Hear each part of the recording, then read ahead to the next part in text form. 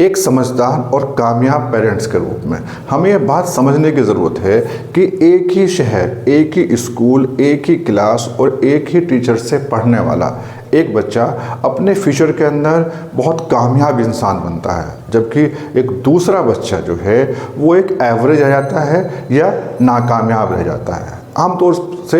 हम पेरेंट्स जो हैं दूसरों की कामयाबी और अपनी नाकामयाबी की एक ही वजह मान लेते हैं कि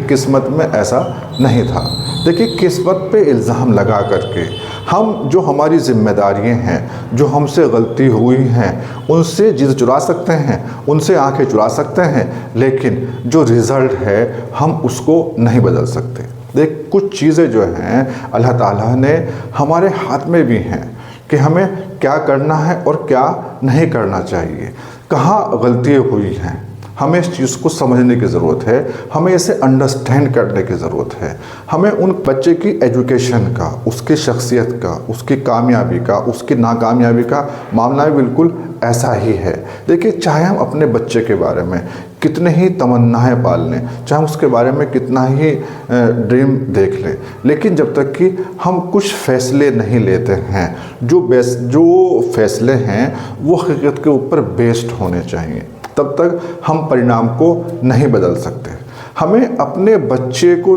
देखना है कि उसके अंदर क्या क्वालिटी है, हमें उसके अंदर उसके शौक़ को देखना है कि हमारे बच्चे का जो इंटरेस्ट है वो किस चीज़ के अंदर है। अक्सर होता क्या है कि हम बच्चे के इंटरेस्ट को ना देख करके उसके ऊपर पेरेंट्स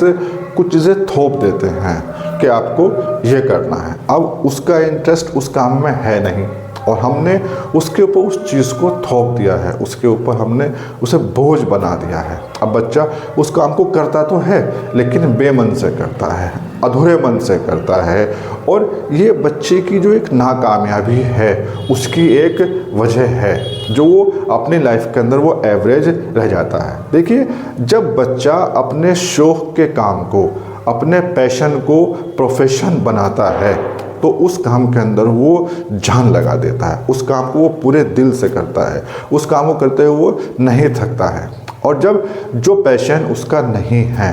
हम बच्चे को उस फील्ड में ले जाते हैं तो फिर बच्चा उस काम को अधूरे मन से करता है, भारी मन से करता है, और वो जो